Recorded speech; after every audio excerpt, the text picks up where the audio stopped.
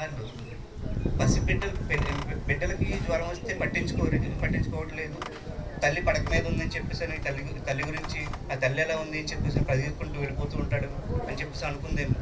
నేను అనుకుంటూ ఉంటాను, దోమ కుడుతున్నా సరే కొట్టుకోవడం తెలియని నా తల్లికి, దాహం వేస్తున్నా సరే దాహం అని చెప్పేసి అడగలేని నా తల్లికి చూడడం అని చెప్పేసి అనేది నాకు ఆ స్థితిలో చాలా చేయాలి అని చెప్పేసి అనిపించింది.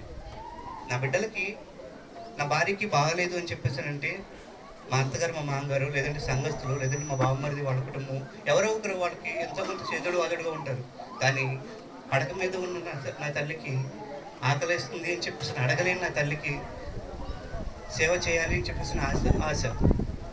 నా తల్లి అలా ఉంటే చాలు, నేను కొన్ని సంవత్సరాలు అలా ఉంటే చాలు అని చెప్పేసి ఆశపడ్డాను. 64 సంవత్సరాల వయసులో తనకి బ్రెయిన్ స్ట్రోక్ వచ్చింది. దగ్గరగా 4 సంవత్సరాల పాటు చాలా చాలా పోరాటం చేసింది. దేవునికి వాక్యం సెలవిస్తుంది, మంచి పోరాటం పోరాడుతుంది, కడుపున పరుగు తొడముట్టించింది, విశ్వాసమును కాపాడుకుంటుంది. ఆ తల్లి చేసింది. ఆ తల్లి చేయడానికి శరీరానికి ఆత్మకి చాలా చాలా అంటే చాలా ఘర్షణ. ప్రార్థన చేసుకునేవాడిని. బెడ్ దగ్గరికి వెళ్ళి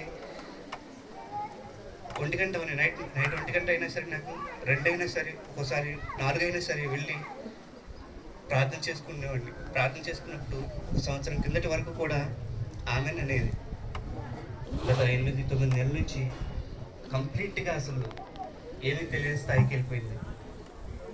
నేనేమనుకుంటూ ఉన్నాను అంటే, ఇంకా లేస్తుంది, ఇంకా లేచి వస్తుంది, ప్రభాకరం పిలుస్తుంది.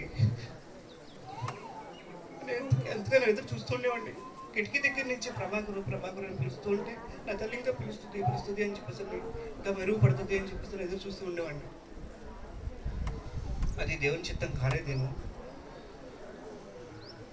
కానీ పోరాటం ముగించుకుని దేవునికి సన్నిధికి చేరుకుంది.